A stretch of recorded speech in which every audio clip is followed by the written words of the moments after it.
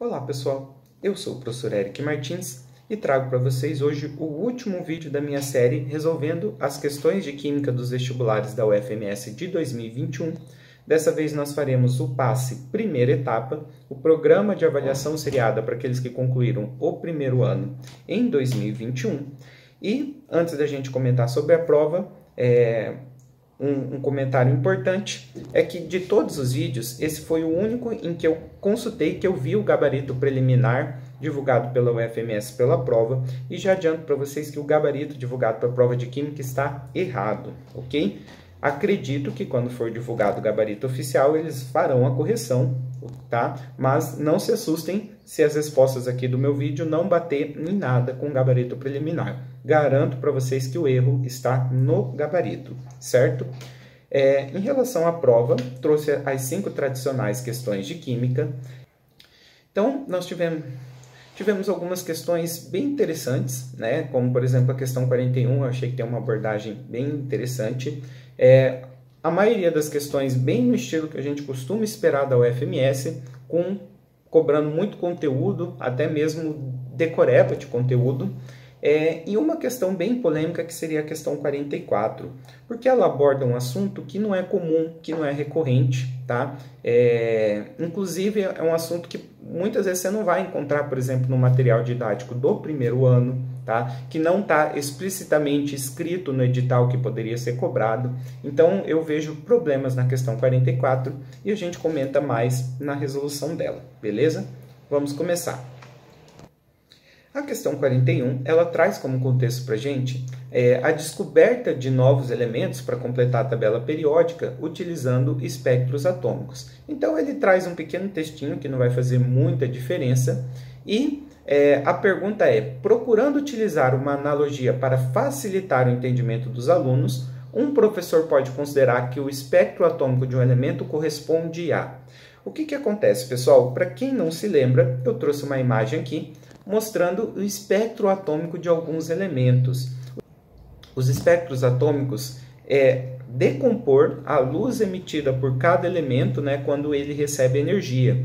E aí você faz a decomposição da luz e você acaba descobrindo umas linhas, umas pequenas faixas de frequência, né, que é a luz emitida por esses elementos. E aí esses espectros eles acabam sendo característicos de cada elemento. Cada elemento vai possuir o seu espectro, as suas linhas de emissões. Bem, como é uma característica única de cada elemento, voltando aqui à questão, tá? Ele quer fazer uma comparação, uma analogia, e algo que é único de cada pessoa é a digital, certo? Então, os espectros a gente pode comparar como se fosse a digital. A digital ela serve, né, para diferenciar uma pessoa da outra, e os espectros atômicos eles servem para diferenciar um elemento do outro. Então, essa é a resposta da questão 41, uma questão que eu achei muito interessante, bem legal, tá? Tem uma abordagem até parecida com o do Enem, então fechamos aqui. Questão 42. A questão 42, ela traz um texto histórico muito legal, falando sobre Lewis, um dos principais cientistas que já passou, né, por esse planeta. Ele comenta algumas curiosidades, como o fato de ter sido indicado a 35 prêmios Nobel e não ter ganho nenhum. Sacanagem, né? E também sobre o fato dele ter falecido, ter morrido por conta de uma experiência com HCN, que é uma substância extremamente tóxica, tá? O gás HCN, em pequenas quantidades aí, já mata uma pessoa. E bem, apesar desse contexto bem interessante aqui, a gente não vai utilizar muito na questão, porque ele pergunta para nós, com base na teoria de Lewis, podemos afirmar que o número de pares elétrons compartilhados e isolados na molécula de HCN Aliás, é a segunda vez que o PASSE da UFMS pergunta sobre as ligações químicas feitas no HCN. Então fiquem atentos que a UFMS adora essa molécula aqui. Ele forneceu aqui para nós os números atômicos, né, desses 3 átomos. Por quê? Essa prova ela não dá tabela periódica. Então, caso você não saiba quantos elétrons esses átomos possuem na última camada, você deveria descobrir a partir de distribuição eletrônica. Apesar que são 3 átomos bastante comuns, bastante recorrentes de aparecer na química. Então, quem já está acostumado a estudar já sabe que o carbono tem 4 elétrons na última camada e o nitrogênio tem 5. Então, se você sabe isso, nem perde tempo. Mas, supondo que você não lembre, né? A distribuição eletrônica do hidrogênio é 1s1, ele vai ter um elétron na última camada, e ele precisa ganhar só um, né, para completar essa primeira camada. A distribuição eletrônica do carbono é 1s2, 2s2, 2p2. Então, como eu comentei com vocês, ó, a última camada dele é a camada 2, logo ele possui 4 elétrons na última camada. E a distribuição eletrônica do nitrogênio é um elétron a mais do que o carbono, né? Então, 2s2, 2p3, a última camada dele é a camada 2, logo ele vai ter 5 elétrons na última camada. Então, vamos desenhar as estruturas aqui. O hidrogênio ele tem um elétron na última camada, então vou desenhar um pontinho aqui. O carbono tem 4, vou desenhar 4 pontinhos aqui. Eu já vou desenhar da maneira mais fácil da gente fazer as ligações, tá? Enquanto o nitrogênio possui 5 elétrons, ó. Então, vou colocar os 5 pontinhos aqui ao redor do nitrogênio. O hidrogênio faz uma ligação, faço aqui com o carbono, correto? O carbono, como ele possui 4 elétrons, ele vai se estabilizar com 8, ele precisa ganhar mais 4, ele vai fazer 4 ligações. Uma já foi, faltam 3. O nitrogênio tem 5, para alcançar 8, faltam 3 ligações. Faltam 3 para o C e 3 para o N, nós faremos então, ó, 3 ligações covalentes aqui, ó, 3 compartilhamentos de elétrons, certo? E aí a pergunta, fechamos aqui a estrutura da HCN, ele quer saber o número de pares de elétrons compartilhados, então vamos contar aqui, ó. Isso aqui é um par de elétrons e cada uma dessas ligações aqui é mais um par, ó. Então, nós temos 1, 2, 3, 4 pares de elétrons compartilhados. E ele quer saber o número de pares de elétrons isolados, que são aqueles que não foram compartilhados, que é só esse par aqui do nitrogênio, né? Então, é somente um par que não for compartilhado. Com isso, a gente fecha a resposta na alternativa B. Questão 43. Questão 43, ele vem falar sobre a teoria de que os átomos ficam estáveis, né, quando atinge os 8 elétrons na última camada. Teoria essa desenvolvida por alguns cientistas citados aqui no texto, tá? Sendo que esse último aqui, Langmuir, é acreditado a expressão regra do octeto. Expressão essa que eu não gosto, porque quando a gente fala regra, seria para se aplicar a todos os casos. E, na verdade, essa questão do octeto é uma situação comum, recorrente, mas está muito longe de se aplicar a todos os casos. E aí ele pede para a gente considerar com o conhecimento atual qual seria a afirmativa correta. Pessoal, antes da gente discutir essas alternativas, vamos discutir um pouco a origem dessa tal regra do octeto. A origem é o seguinte, o máximo de elétrons na última camada que um átomo neutro consegue ter são 8. Por isso que a maioria deles ficam estáveis com 8 elétrons na última camada. Só que, por exemplo, os elementos que têm elétrons na primeira camada, lembra que a distribuição é 1s2? Tá? A primeira camada ela cabe no máximo 2 elétrons. Né? O terceiro elétron já entraria na segunda camada, já entraria aqui no 2s1. Então, os primeiros elementos da tabela periódica, por exemplo, eles precisam de 2 elétrons só para ficar satisfeito para completar a última camada deles, que é a primeira, tá? Então, só por isso a gente já tem algumas exceções, tá? A gente sabe também que tem elementos que conseguem expandir o octeto, a gente sabe que tem elementos que ficam estáveis sem necessariamente atingir o octeto, tá? Então, está muito longe de ser uma regra. E dessas várias exceções, acho que a principal que vai ser abordada nesse exercício é justamente os elementos, ó, que tem elétrons aqui, ó, só na primeira camada, beleza? Então, vamos julgar as afirmativas. A regra do octeto é obedecida por todos os elementos da tabela periódica. A gente acabou de conversar que há inúmeras exceções. Não. Cumprem a regra do octeto somente os gases nobres? Não. Por quê? Porque existe um gás nobre, o hélio, tá? Cuja distribuição eletrônica dele é 1s2. A última camada dele, que é a camada 1, está completa com 2 elétrons, não com 8. Então, como tem exceção, né, nos gases nobres, errado.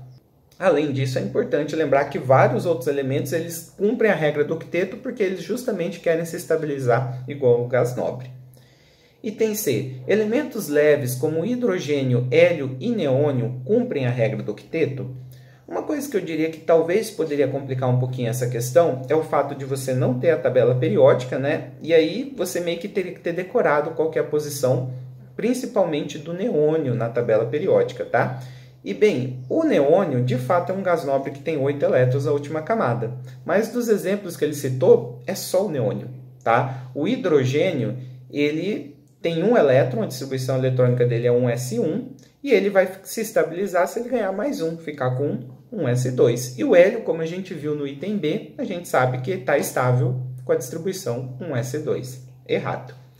A regra do octeto não é cumprida por muitos elementos da tabela, inclusive gás nobre. Essa aqui é a alternativa correta, né? A gente viu que existe um gás nobre, pela terceira vez existe o gás nobre, o hélio, que ele fica estável com 2 elétrons. Inclusive, existe gás nobre, então, que não cumpre a regra do octeto.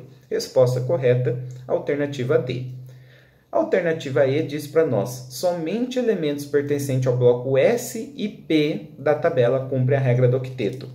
Eu acho que essa questão aqui, ele tentou pegar vocês porque os elementos S e P é o nosso foco no ensino médio, são os elementos representativos, tá?